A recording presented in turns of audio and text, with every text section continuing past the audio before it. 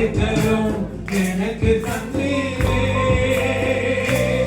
நான் உழைக்கப்பட்ட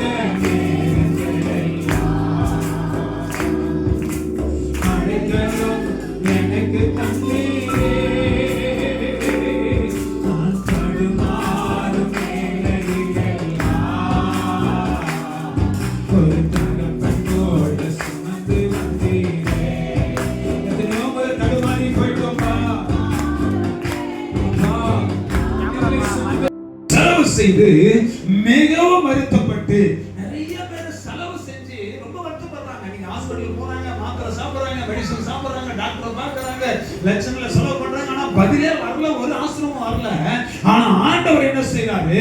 இலவசமா தம்முடைய பிள்ளைகளுக்கு பதில் தருகிறார். ஆமென், ஆமென். அப்ப பாருங்க, நல்ல கவனிங்க.